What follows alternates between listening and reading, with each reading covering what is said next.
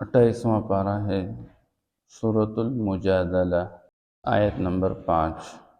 اعوذ باللہ من الشیطان الرجیم، بسم اللہ الرحمن الرحیم۔ ان الذین یحادون اللہ ورسولہ كبتوا كما كبت الذين من قبلهم وقد أنزلنا آيات بينات وللكافرين عذاب مهين۔ صدق اللہ العظیم۔ آج کی آیات مبارکہ میں اللہ جل شانہ ان لوگوں کو جو لوگ اللہ کے قانون کے خلاف کرتے رہتے ہیں، اللہ کے رسول کے قانون کے خلاف چلتے رہتے ہیں، ان کو سخت تنبیہ کروا رہے ہیں اس بات پہ کہ ان کے لیے اللہ کے ہاں ذلت اور رسوائی ہی مقدر ہے۔ بس چاہے اللہ اس کے رسول کے قانون کی خلاف ورزی وہ اعتقاد کے ساتھ متعلق ہے۔ اللہ نے فرمایا کہ اللہ وحدہ لا شریک ہے، اور کوئی بندہ اللہ کے ساتھ اللہ کے غیر کو شریک ٹھہراتا ہے۔ کوئی بندہ اللہ نے نبی آخر الزمان کو بھیجا اور آپ صلی اللہ تعالیٰ علیہ وسلم کی رسالت سے انکار کرنے والا ہے، یا آپ صلی اللہ تعالیٰ علیہ وسلم پر نبوت کا سلسلہ ختم فرمایا اور آپ صلی اللہ علیہ وسلم کو خاتم النبیین قرار دیا گیا، اب کوئی بندہ حضور کے بعد بھی نبوت کا دعویٰ کر رہا ہے، یا کچھ لوگ حضور کے بعد بھی کسی کو نبی مان رہے ہیں، یا اللہ نے قیامت کے بارے میں بیان فرمایا کہ موت کے بعد دوبارہ اٹھائے جاؤ گا، تم سے حساب لیا جائے گا، اور کوئی بندہ پھر بھی کہتے نہیں جی موت کے بعد کوئی زندگی نہیں، کوئی جنت نہیں، کوئی جہنم نہیں۔ یہ اعتقادی چیزیں ہیں۔ کوئی فرشتوں کا انکار کر رہا ہے، کوئی تقدیر کا انکار کر رہا ہے۔ یہ ساری چیزیں، چاہے وہ قوانین جن کا تعلق اعتقاد کے ساتھ ہو، بندہ اس کے خلاف کر رہا ہے، اللہ کے رسول کا خلاف کر رہا ہے، تو اس طرح کے لوگ اللہ فرماتے کبتو، یہ ذلیل کیے جائیں گے، رسوا کیے جائیں گے، کما کبت الذین من قبل، جس طرح کہ ان سے پہلے لوگ ذلیل کیے گئے۔ اور یا ان قوانین کا تعلق عمل کے ساتھ ہے کہ بندہ عملی طور پر اللہ کے خلاف کر رہا ہے۔ اب اللہ نے قانون بنایا ہے کہ روزانہ 5 وقت نماز کی ادائیگی قائم کرو، نماز پورے سال میں صرف 1 مہینہ کے روزے رکھو، پورے سال میں 1 مہینہ کے روزے، اور جب آپ مال والے بن جائے اپنے مال میں سے ہر 40واں روپیہ اللہ کو دے دیں زکوٰۃ کے طور پر، اور جب آپ مال والے بن جائے اور صحت مند ہو تو پوری زندگی میں 1 مرتبہ اللہ کے گھر کی زیارت کر لو جب آپ پر حج فرض ہو جائے۔ مالی معاملات کے اندر تمہیں حکم دیا گیا کہ ناجائز منافع سے اپنے آپ کو بچا کے رکھو، اور سب سے بڑھ کر ناجائز منافع وہ سود ہے، اور اگر سود کے نظام سے اپنے آپ کو بچاؤ گے نہیں تو اللہ کی طرف سے تمہارے لیے اعلان جنگ ہے۔ اس لیے سود کے بنیاد پر جو کمائی ہوگی، جو منافع حاصل ہوگا، وہ کچھ وقت کے لیے تمہیں محسوس ہوگا اور مزے لوگے، لیکن انجامی کار اس کے لیے تباہی و بربادی ہے، وہ ختم ہو جانے والا، مٹ جانے والا ہے۔ معاشرے کے اندر رہتے ہوئے، ماں باپ کے ساتھ اپنے تعلقات قائم رکھتے ہوئے ان کے سامنے عاجزی کا مظاہرہ کرو، والدین کے سامنے اف تک نہ کہو۔ آپ پر بیوی کے حقوق ہے، جب تک آپ نکاح کے بوجھ کو برداشت نہ کر سکتے تب تک نکاح نہ کرو، اور نکاح کا بوجھ وہ حق مہر کا ادا کرنا ہے، نہ نفقہ کا انتظام کرنا ہے، کپڑے کا، جوتے کا، کھانے کا، رہائش کا انتظام کرنا ہے۔ اولاد اللہ نے عطا کی ہے، اولاد کی تعلیم و تربیت یہ انسان کی سب سے بڑھ کر ذمہ داری ہے۔ معاشرے میں رہتے ہوئے اپنے مال میں غریب، فقیر اور مسکین کا حق ادا کر لیا کریں، اپنے پڑوس کے ساتھ خیر خواہی کا جذبہ رکھے، اپنے تو اپنے ہیں، پراؤں کا بھی خیال رکھے۔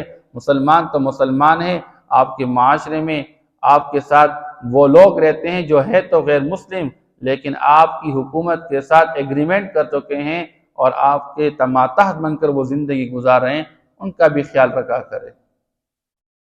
اب یہ سارے قوانین جو اللہ نے شریعت اسلام کے اندر بنائے ہوئے ہیں، اور اسلام کا مزاج یہ ہے کہ ایسا قانون دیتا ہے کہ جس میں ہر طبیعت والے، ہر رنگ والے اور ہر نسل والے اور دنیا کے کسی کونے میں بسنے والے انسان پہ رعایت کی گئی ہے۔ اللہ نے کوئی قانون ایسا نہیں بنایا کہ وہ تو کوئی اس پر عمل کر سکے اور کوئی تو نہ کر سکے، ایسا کبھی نہیں کیا۔ اسلام ایک جامع، مکمل اور اکمل نظام حیات۔ الیوم اکملت لکم دینکم واتممت علیکم نعمتی ورضیت لکم الاسلام دینا۔ اب اللہ نے قیامت تک آنے والے انسانوں کے لیے ایک نظام حیات طے کیا ہوا ہے، لیکن آج محنت نہ ہونے کی وجہ سے لوگوں کے ذہن میں ایک بات پڑی ہوئی، اور جی شریعت کا قانون تو ہے لیکن یہ ہمارے آج کے ماحول کے موافق نہیں ہے جی، آج ہم اس کو نافذ نہیں کر سکتے، ہمارے آج کے ماحول کے ساتھ یہ مناسب نہیں چل رہا، اس لیے ہم اس کے موافق نہیں۔ ہمارے قوانین وہ پھر دنیا والوں کو دیکھ کر بنائے جاتے ہیں۔ ہمارے قانون ساز ادارے، ہمارے قانون ساز اسمبلیاں، وہاں پر جن قوانین کو پاس کیا جاتا ہے تو وہ پھر دنیا والوں کے مزاج کو سامنے رکھتے ہوئے پاس کیا جاتا ہے۔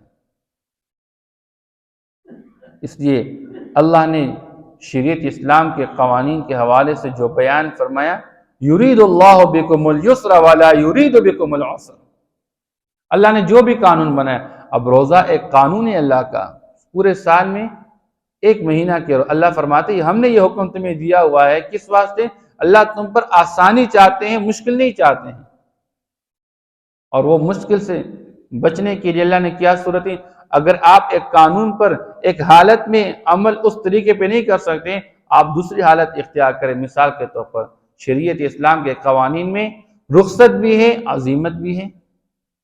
ایک بندہ ہے، اس کو روزے کا حکم دیا گیا ہے، لیکن وہ بدن کے اندر اتنی کمزوری محسوس کرتا ہے، ایسی بیماری میں مبتلا ہے کہ وہ فی الحال رمضان میں روزہ نہیں رکھ سکتا، تو شریعت نے اس کو اجازت دی، آپ بعد میں یہ قضا لائے، کوئی مسئلہ نہیں ہے۔ اتنا حسن کسی قانون کے اندر نہیں ہے۔ ایک بندہ نماز کا پابند بنایا گیا ہے، شریعت اسلام کا مزاج ہے، اگر آپ اس درجے کمزور ہے کہ کھڑے ہو کر نماز نہیں پڑھ سکتے، خواہ اپنے آپ کو مشقت میں نہ ڈالے، آپ بیٹھ کے نماز پڑھے۔ بیٹھ کے نہیں پڑھ سکتے، آپ لیٹ کے پڑھے، لیٹ کے نہیں پڑھے، اشارے کے ساتھ پڑھے، لیکن قانون توڑنا نہیں ہے۔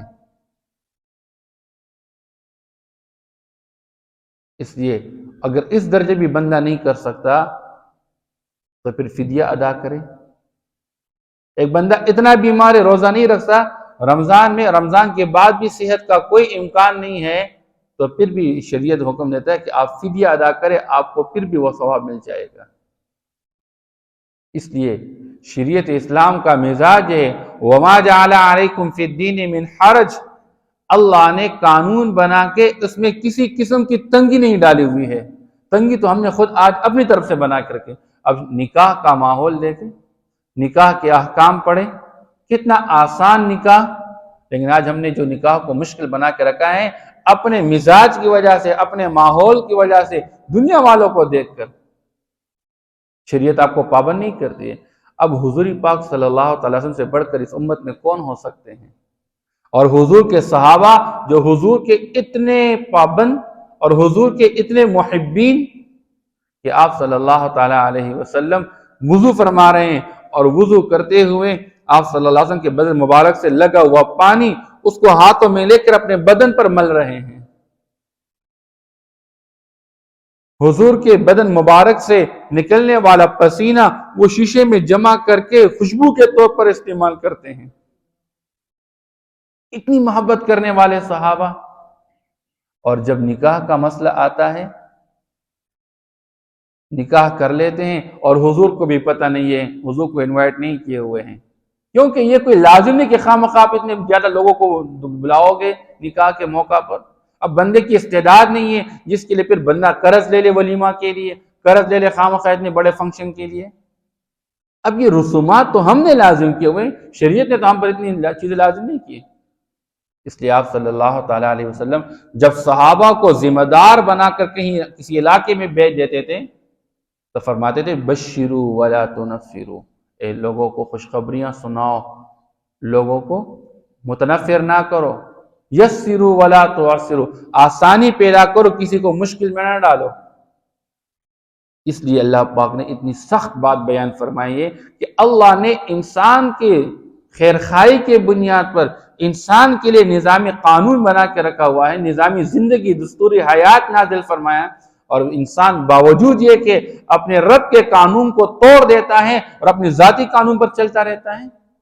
اب رب فرماتے ہیں کہ ذخیرہ اندوزی نہ کر لیا کرو، اور بندے کا مزاج کیا ہے؟ ذخیرہ اندوزی کر کے خوب مال کمانا ہے، خوب پیسہ جمع کرنا ہے۔ اب رب کی طرف سے حکم یہ کہ جھوٹ نہ بولو، دھوکہ نہ دو کسی کو، غلط منافع سے اپنے آپ کو بچا کے رکھو۔ اور بندہ کیا سمجھتا ہے؟ نہیں جی، جھوٹ بولنے کے بغیر تو ہم مال کما نہیں سکتے ہیں، ہم مال جمع نہیں کر سکتے ہیں۔ میرے اس مارکیٹ کے اندر ایک دن میں بیٹھا ہوا تھا، ایک بندہ ایک معاملہ کر رہا تھا، اور وہ بندہ حرام کا معاملہ کر رہا ہے، اور نمازی بندہ، اچھا بندہ، خاصا بندہ۔ میں نے کہا بھائی یہ تو شریعت کی مزاج کے موافق ناجائز ہے۔ کہتے مولوی صاحب ہمارا معاشرہ اس کے بغیر نہیں چلتا۔ کیا کرے بندہ، کس کو بتائیں؟ ایمان کی کمزوری ہے۔ اس لیے اللہ جل شانہ فرماتے ہیں ان الذین یحادون اللہ ورسولہ، پیدائش سے لے کر موت تک کے ساری زندگی کے جو اللہ نے قوانین بنا کے رکھے ہوئے، جو لوگ اللہ اس کے رسول کی مخالفت کرتے رہتے ہیں، کبتوا کما کبت الذین من قبلہم، تو وہ ذلیل کیے جائیں گے جس طرح ان سے پہلے لوگ ذلیل کیے گئے۔ اور آج ہم اپنی آنکھوں سے یہ ذلت دیکھ رہے ہیں یا نہیں دیکھ رہے؟ پوری دنیا کے اندر ہم کہیں پر نہیں اٹھا کے چل سکتے، منہ دکھانے کے قابل نہیں ہیں۔ اور جی کس ملک سے فلاں، اچھا وہ ملک جہاں پر کیا کیا ہو رہا ہے، یہ ہو رہا ہے۔ یہ ساری چیزیں کہاں سے آ گئی؟ ہم نے شریعت اسلام ہی کو چھوڑ کے رکھا ہوا ہے۔ اس لیے اللہ نے تو قرآن پاک کے اندر بیان فرمایا وَمَنْ أَعْرَضَ عَنْ ذِكْرِي فَإِنَّ لَهُ مَعِيشَةً ضَنْكًا وَنَحْشُرُهُ يَوْمَ الْقِيَامَةِ أَعْمَى۔ اللہ نے کھل کے بیان کیا ہوا ہے، جو اس دنیا کے اندر اللہ کے بھیجے کے نصیحت نامے سے منہ موڑ کے چلیں گے، سب سے پہلے اللہ دنیا کے اندر زندگی تنگ بنا دیں گے، جینا تنگ بنا دیں گے۔ گھر میں تنگی، محلے میں تنگی، مارکیٹ میں تنگی، انفرادی زندگی میں تنگی، اجتماعی زندگی میں تنگی، بے چینی، پریشانی، بے قراری ہے۔ اب سارے لوگ یہ سمجھ بھی رہے ہیں لیکن توبہ کرنے کے لیے کوئی تیار نہیں ہے۔ اب کون سے حکمران نے ہمیں منع کیا ہوا ہے کہ آپ مسجد میں آئیں گے تو آپ کو مسجد میں داخل ہونے پر ٹیکس دیا جائے گا؟ اب چیخیں مار رہے ہیں جی ہمارے بجلی پر ٹیکس اور ہمارے ان چیزوں کو ختم کرنے کے لیے مساجد آباد کرے، مسجد میں آ جائیں نا۔ مسجد میں آنے کے لیے کوئی تیار نہیں ہے۔ اللہ پاک یہ ساری چیزیں ختم فرما دیں گے، یہ سارے حالات اللہ موافق بنا دیں گے، شرط ہے کہ ہم تو اللہ کے قانون کو تو پورا کر لیں۔ وَقَدْ أَنزَلْنَا آيَاتٍ بَيِّنَاتٍ، اللہ فرماتے ہیں ہم نے تو کھل کے تمہارے لیے قوانین نازل کیے ہوئے ہیں، ہم نے دستور حیات کو نازل کیا ہوا ہے، اور بالکل صاف ہے، مکمل واضح ہے، جس میں کسی قسم کی کوئی خفا نہیں ہے۔ آج سے 1400 سال پہلے اللہ پاک نے نظام کو نازل فرمایا، اور اللہ نے اس نظام کی تکمیل فرمائی ہے۔ 23 سالہ مکمل زندگی ہے، جس کا عملی نمونہ صحابہ کی مبارک زندگی ہے، جنہوں نے اس نظام کو قائم کیا معاشرے کے اندر، اور دنیا والوں نے اس نظام کے حوالے سے وسعتیں دیکھ لی ہیں۔ وَلِلْكَافِرِينَ عَذَابٌ مُّهِينٌ، اور یاد رکھیں کفر کا شیوا اپنانے والے اور ناشکری کا شیوا اپنانے والے، ان کے لیے رسوا کن عذاب ہوگا۔ اور یہ کس دن ہوگا؟ یوم یبعثہم اللہ جمیعا، جس دن اللہ ان کو سب کو دوبارہ زندہ اٹھائیں گے۔ فینبئہم بما عملوا، اللہ ان کو خبردار کریں گے ان کے تمام ان اعمال پر جو دنیا کے اندر کر چکے، کیونکہ ریکارڈنگ چل رہی ہے، زمین بھی ریکارڈنگ کر رہی ہے، انسان کے ساتھ فرشتے ہیں وہ بھی ریکارڈنگ کر رہے ہیں، انسان کے اپنے اعضاء ہی ریکارڈنگ کر رہے ہیں۔ کل قیامت انسان کے اپنی انگلیاں، اپنے ہاتھ ہی بتائیں کہ جی اس نے مجھ پر یہ کام کیے ہوئے، آنکھیں بتانے لگ جائے کہ اس نے یہ دیکھا ہوا ہے، کان بتانے لگ جائے جی مجھ پر انہوں نے یہ سنا ہوا ہے، پاؤں بات کرنے لگ جائے جی فلاں فلاں جگہ چل پڑا ہے، زمین کہہ دے اللہ میرے اس حصے پر اس نے فلاں فلاں کام کیا ہوا ہے، کوئی کچھ نہیں چھپا سکے گا۔ اس لیے اللہ جل شان فرماتے ہیں احصاہ اللہ ونسوہ، اللہ نے ایک ایک عمل کو شمار کر کے گن کے رکھا ہوا ہے، تم جو جو عمل کر رہے ہو۔ اقرا کتابک، اللہ قیامت کے دن اعمال نامہ سامنا پیش کریں گے اور فرمائیں گے آج کے دن پڑھو اپنے اعمال نے، تمہارے بلوغت سے لے کر موت تک تم نے یہ اعمال کیے، تمہاری یہ کارگزاری ہے۔ وَنَسُوهُ، اور اللہ فرماتے ہیں انسان بھول جاتا ہے اپنے عمل کو، انسانوں کا مزاج ان کے اندر نسیان پڑے، یہ بھول جاتا ہے میں نے کیا کیا ہوا ہے، اپنی ساری زندگی کی غلاظتوں کو نہیں دیکھتا اور دو چار نمازیں پڑھنے کی وجہ سے اللہ سے شکوے کرتا رہتا ہے۔ وہ جی میرے ساتھ اللہ پاک کو دشمنی کرتے رہتے ہیں، مجھے نوازتے نہیں ہیں، میں تو نمازیں بھی پڑھتا ہوں، میں تو روزے بھی رکھتا ہوں، پھر میرے یہ حالات کیوں نہیں بدلتے ہیں؟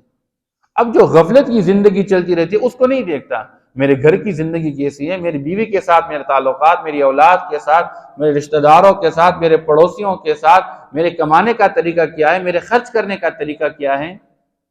اب وہ ساری زندگی میں جو غفلت چل رہی ہے اس کو نہیں دیکھ رہا۔ اخفاہ اللہ ونسوہ واللہ علی کل شیء شہید، اور اللہ ہر چیز پر گواہ ہے، اللہ تو حاضر ہے، اللہ تمام اعمال کو دیکھ رہے ہیں، اور یہ تمام اعمال اللہ قیامت کے دن دوبارہ انسانوں کے سامنے پیش کریں گے اور اس کے مطابق اللہ پاک انسانوں کو صلہ دیں گے۔ کسی نے اچھا عمل کیا ہوا ہے تو اچھا بدلہ ہوگا، اور کسی نے برا عمل کیا ہے تو برا بدلہ ہوگا۔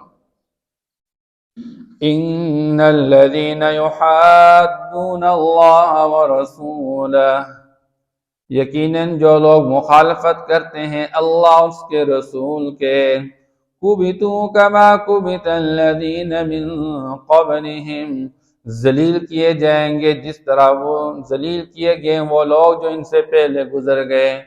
وقد انزلنا آیات بینات، اور ہم نے یقیناً نازل کیے ہوئے ہیں کھلی ہوئی آیات۔ وَلِلْكَافِرِينَ عَذَابٌ مُّهِينٌ، اور کافروں کے لیے، ناشکروں کے لیے رسوا کن عذاب ہوگا۔ یوم یبعثهم اللہ جمیعا، اس دن جس دن اللہ ان سب کو دوبارہ اٹھائیں گے۔ فَيُنَبِّئُهُم بِمَا عَمِلُوا، بس اللہ ان کو خبردار کریں گے ان کے ان تمام اعمال کے بارے میں جو یہ کر چکے ہیں۔ احصاہ اللہ ونسوہ، اللہ اس کو گنج کر کے شمار کر چکے ہیں۔ ونسوہ، اور یہ انسان اس کو بھول چکے ہیں۔ واللہ علی کل شیء شہید، اور اللہ جل شانہ ہر چیز پر گواہ حاضر ہے۔ صدق اللہ۔